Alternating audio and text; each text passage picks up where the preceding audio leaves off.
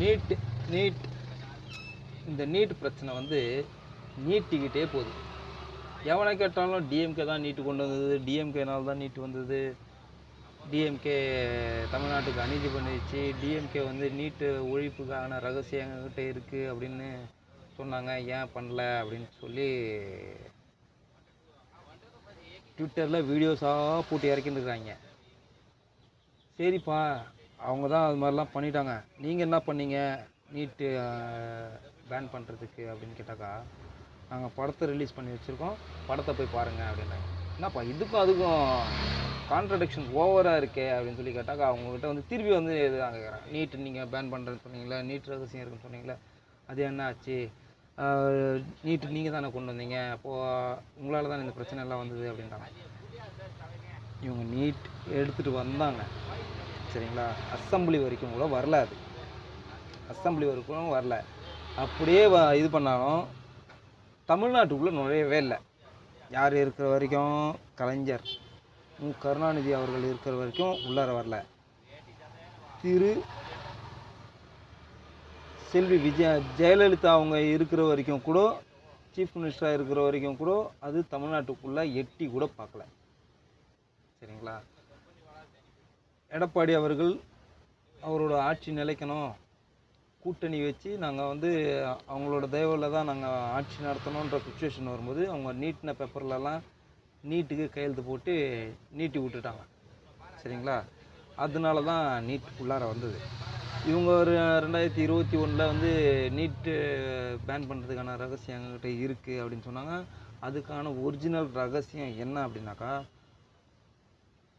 10 வருஷமாக ஆட்சியில் இல்லாத டிஎம்கே ஆட்சி அமைக்க முடிஞ்சது தமிழ்நாட்டுக்குள்ளார சரிங்களா. அதனால் ஜெயிச்சிருவோம் அப்படின்ற ஒரு நம்பிக்கையில் அவங்க சொல்லிட்டாங்க சரிங்களா. அதே மாதிரி சென்ட்ரல் கவர்மெண்ட்டில் பிஜேபி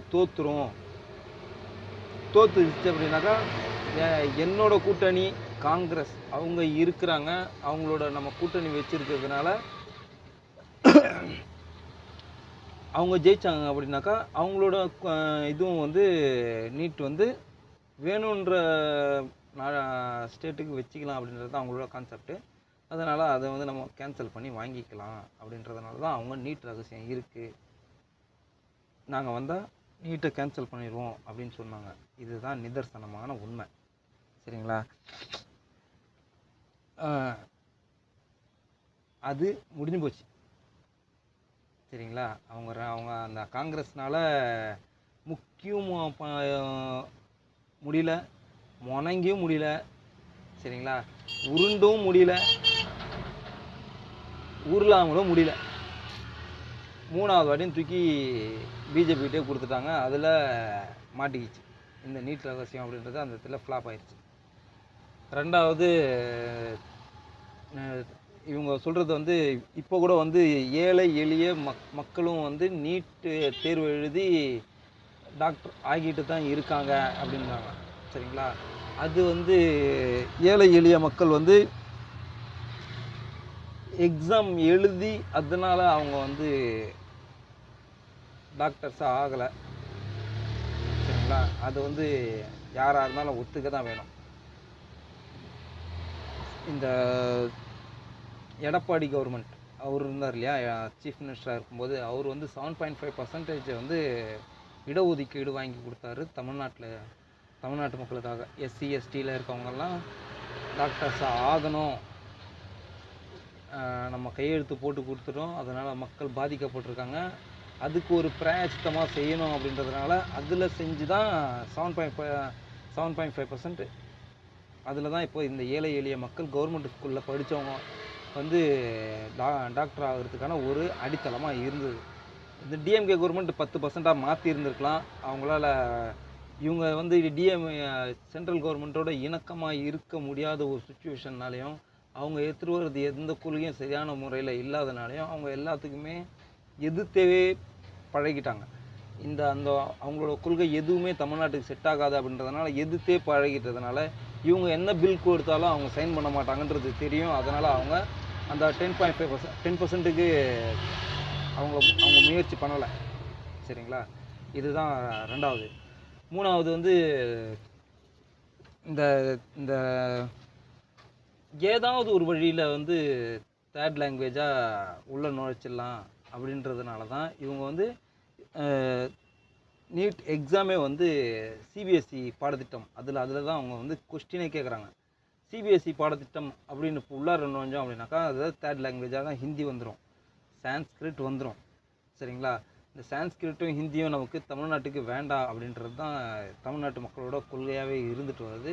அதை வச்சு நம்மளால் எந்த ஒரு முன்னேற்றமும் அடைய முடியாது அப்படின்றது தான் இங்கே இருக்கிறவங்களோட ஒரு கான்செப்டாக இருக்குது. இப்போ அதில் தான் இப்போ என்ன பண்ணுறாங்க அப்படின்னாக்கா இவங்க நான் கேட்குறேன் தேர்ட் லாங்குவேஜாக எடுத்துக்கோ, என்இபி எடுத்துகிட்டு வரேன், அதுலேருந்து நீங்கள் தேர்ட் லாங்குவேஜ் எடுத்துக்கோ அப்படின்னு சொல்லி சண்டை போட்டுருக்காங்க. ஆனால் அவங்க சொல்கிறது வந்து மறைமுகமாக நீ எந்த லாங்குவேஜ் வேணாலும் படிச்சிக்கலாம், உன்னோட விருப்பம் தான் அப்படின்றாங்க.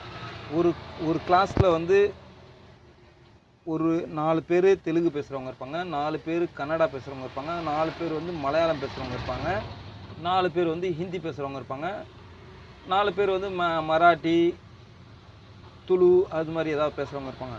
ஆனால் நான் அந்த 4 பேருக்கும் பிரித்து நம்மளால் வந்து ஒரு லாங்குவேஜாக எடுத்துகிட்டு வந்து ஒரு டீச்சராக வைக்க முடியாது அப்படின்றதுனால அவங்க என்ன பண்ணிடுவாங்க, இப்போ இவங்க வந்து இத்தனை பேர் கேட்குறாங்க, இப்படி 4 பேராக தான் இருக்காங்க, நீ ஹிந்தி தான் படித்தாகணும், ஹிந்தியை வந்து தேர்ட் லாங்குவேஜாக கொடுக்குறேன் அப்படின்னு சொல்லி நுழைச்சிடலாம் அப்படின்ற ஒரு பிளானிங்கில் தான் அதை எடுத்துகிட்டு வராங்க. இங்கே கல்வின்றது மாநில பட்டியலுக்காக வந்தது அப்படின்னாக்கா அவங்க வந்து என்ன லாங்குவேஜ் கொடுக்கணுமோ, என்ன பண்ணணுமோ, என்ன நாட்டு மக்களுக்கு முக்கியமோ, என்ன பண்ணால் அவங்களுக்கு கரெக்டாக இருக்குமோன்றது அவங்க மாநில பட்டியலில் இருக்கவங்க அவங்க பார்த்து முடிவு பண்ணிக்க போகிறாங்க. ஆனால் இவங்க வந்து ஹிந்தி தான் கொண்டு வரணும் அப்படின்றதுனால அவங்க வந்து எல்லாத்தையும் கொண்டு சான்ஸ்கிரிட் இந்த சிபிஎஸ்சியில் கொண்டு போய் நீட்டை வச்சுட்டாங்க. இதுக்கு முன்னாடி எப்படி இருந்தது அப்படின்னு சொன்னாங்க. நான் இதிலெல்லாம் படிக்கலை. சரிங்களா? நான் வந்து வரலாறு அதெல்லாம் படிக்கலை, செவி வழி பேச்சு தான் நான் கேட்டது. முதல்ல எப்படி இருந்தது அப்படின்னாக்கா அந்த உயர் ஜாதி மக்கள் இருக்காங்க இல்லையா, அவங்களோட லாங்குவேஜ் என்ன இருக்குது, சான்ஸ்கிரிட் இருக்குது. சரிங்களா? அவங்க மட்டும்தான் வந்து டாக்டர் ஆக முடியும் அப்படின்ற ஒரு சுச்சுவேஷன் தான் ஸ்டார்டிங்கில் இருந்தது. நீங்கள் ஒரு படத்தில் கூட ஒரு சீனோ ஒரு கேஸு கூட ஒரு பெரிய கேஸ் ஒன்று பார்த்துருப்பீங்க. அந்த கேஸ் ஒன்று இருக்குது. சரிங்களா? இப்போ கூட நீங்கள் கூகுளில் போய் செக் பண்ணிக்கலாம். அவங்க வந்து எக்ஸாமுக்கும் அட்டெண்டும் பண்ணியிருந்துருக்க மாட்டாங்க, அவங்க எக்ஸாமுக்கான அப்ளிகேஷனும் ஃபில் பண்ணியிருந்துருக்க மாட்டாங்க. ஆனால் வந்து இந்த இடஒதுக்கீடு அந்த இதிலெல்லாம் வந்து எனக்கு சரியாக வரல, எனக்கு அந்த இடஒதுக்கீடு கேன்சல் பண்ணிட்டாங்க அப்படின்னு சொல்லிட்டு ஒரு கேஸ் போட்டிருப்பாங்க. அந்த கேஸை செக் பண்ணும்போது அவங்க அந்த வட்டத்துக்குள்ளேயே வந்திருக்க மாட்டாங்க அப்படின்றது ஒரு கேஸு. சரியான மாதிரி நான் சொல்லியிருக்க மாட்டேன்னு நினைக்கிறேன், தவறாக இருந்தால் மன்னிச்சிடுங்க. சரியாக இருந்ததுன்னா அது என்னன்றது கமெண்டில் பண்ணுங்கள். சரிங்களா? அந்த ஒரு விஷயம் இருக்கும். அதை வந்து அந்த கான்செப்டில் தான் இப்போ வந்து சான்ஸ்கிரிட்டு இந்த ஹிந்தி இது படித்தவங்களுக்கு சிபிஎஸ்சியில் இருக்கவங்களுக்கு அவங்களுக்கு தான் டாக்டர் ஆக முடியும் அப்படின்றது தான் நீட்டோட கொள்கை. சரிங்களா? 2வது வந்து இந்த இது வச்சது மேட்ரு புரியலையே, என்ன மாற்றுறது என்னது அப்படின்னாக்கா இந்த எல்லா குழந்தைங்களும் இப்போ ஏழை மக்களும் போய் படிக்கிறாங்க, எல்லோரும் படிக்கிறாங்க அப்படின்ட்டு எந்த டிபேட்டில் பார்த்தீங்கன்னாலும் ரைட் விங்கில் இருக்கவங்கலாம் பேசுவாங்க. எல்லாம் வந்து என்ன சொல்லுவாங்கன்னா, கார்பெண்டரு பையன் படிக்கிறான், டீ மாஸ்டரோட பொண்ணு படிக்குது, பெயிண்ட்ரு பையன் வந்து டாக்டர் படிக்கிறான். அதெல்லாம் வந்து நீட் எக்ஸாம் எழுதி மார்க் எடுத்து அதில் அவங்க நீட்டுக்கு உள்ளார போகலை. சரிங்களா? நீட்டுக்கு எக்ஸாம் எழுதி அவன் அந்த மார்க் எடுத்து அந்த உள்ளார போகல, அந்த 7.5% இடஒதுக்கீட்டில் தான் அவன் வந்து உள்ளார போயிருக்கான தவிர்த்து நீட் எக்ஸாம் எழுதி யாரும் போகலை. இப்போ இருக்கிற அந்த நீட்டுலேயே என்ன பிரச்சனை அப்படின்னாக்கா, நீட்டு வந்து 0 மார்க் எடுத்தாலும் அவங்களால டாக்டர் ஆக முடியும். வருஷத்துக்கு 1.25 கோடி அந்த காசு இருந்துச்சு அப்படின்னாக்கா நீங்களும் ஆகலாம், நானும் ஆகலாம். சரிங்களா? அந்த சுச்சுவேஷன் கொண்டு வந்தாங்க. இவங்க கொண்டு வந்தது நீட்டுக்கு எதுக்கு அப்படின்னாக்கா, இது ஜீரோ டாலரன்ஸ்,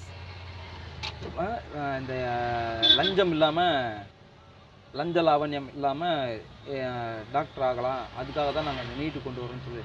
நீட்டு கொண்டு வந்தது என்ன கதை அப்படின்றது நாட்டு மக்களில் இருக்கிறவங்க எல்லாருக்குமே தெரியும். இது வந்து பெரிய முதலாளி அப்படி இருக்காங்களே, இந்த கார்ப்பரேட் கம்பெனி, அவங்களுக்கு பணமாக்குறதுக்கு தான் ஒரு இதுவாக எடுத்து வந்திருக்காங்க. ரீசெண்டாக இப்போ கூட ஒரு நான் நியூஸில் எதுங்க படித்தேன் நான். அதில் வந்து நீட் கோச்சிங் கிளாஸ் நடத்துகிறாங்க இல்லையா, அவங்க வந்து 7,000 crore வருஷத்துக்கு லாபம் பார்க்குறாங்க.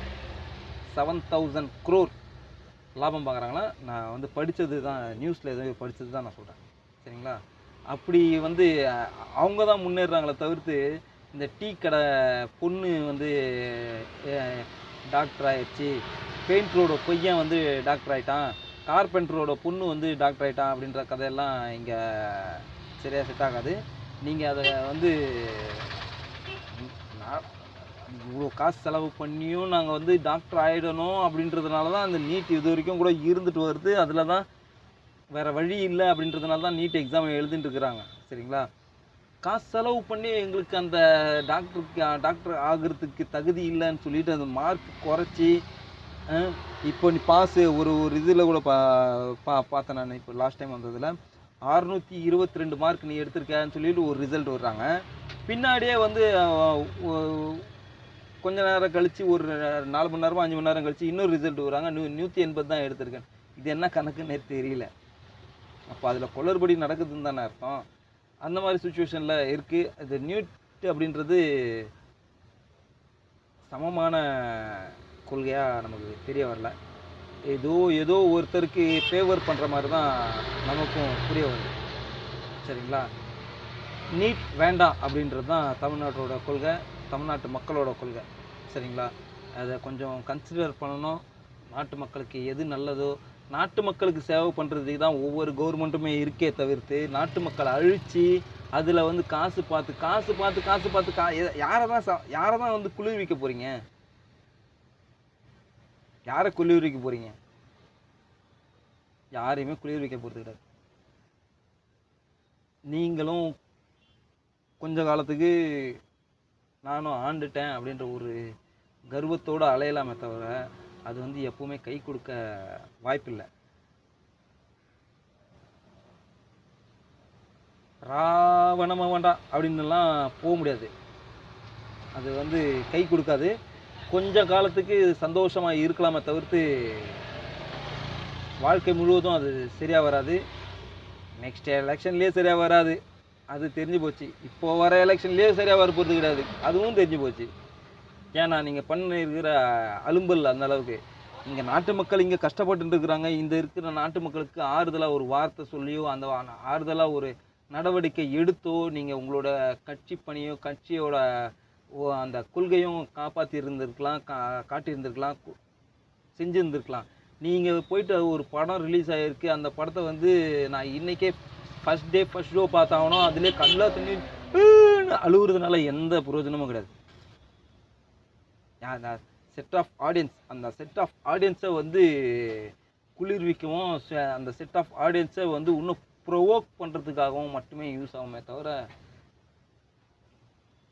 ஒரு பிரயோஜனமும் கிடையாது. நீங்கள் அங்கே உட்காந்து அழுதுறதுக்கு பதிலாக மக்களுக்கு ஒரு 4 பேப்பரை சைன் பண்ணி ஒரு விஷயங்களை செஞ்சுருந்துருக்கலாம். ரோடு போகிறதுக்கு என்ன அப்படின்றது யோசிச்சுருந்துருக்கலாம். எங்கெங்கெல்லாம் பாத்ரூம் சரியா இல்லையோ அங்கே கட்டுறதுக்காக என்ன இருக்கோ அதை பார்த்துருந்துருக்கலாம். ஹைவேல அவ்வளோ ரோடு பிரச்சனை இருக்குது.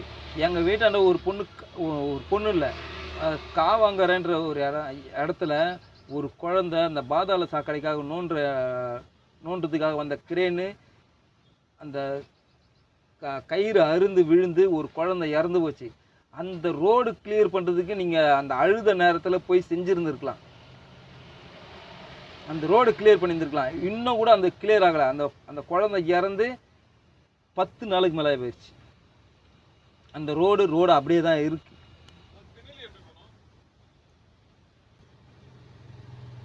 அந்த ரோடு போட்டிருந்துருக்கலாம், சரிங்களா? அந்த ரோடு போடல. நீங்கள் அழுத நேரத்துக்கு அந்த ரோடு கிளியர் பண்ணியிருந்துருக்கலாம்ல. மொத்த மினிஸ்ட்ரியும் அங்கே போய் உட்காந்துருக்கு. மொத்த மினிஸ்ட்ரியும். நீங்கள் அழுகலன்னு யார் கேட்டாக்கா? ஏன் உங்கள் எதிரில் தானே உட்காந்துருக்க போகிறாரு, உங்கள் பக்கத்தில் தானே உட்காந்துருக்க போகிறாரு.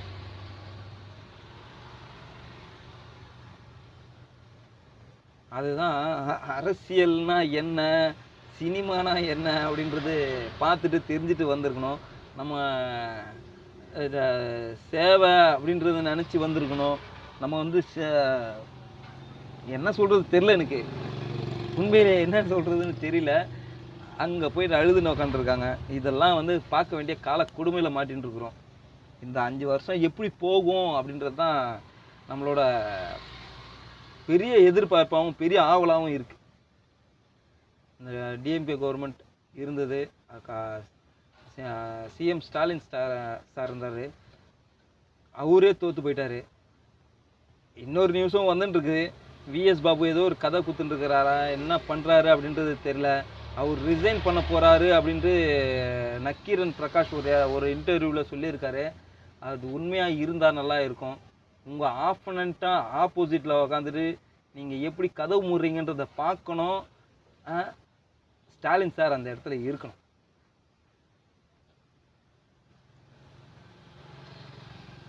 அங்கே போயிட்டு இப்படி பண்ணுங்கள்.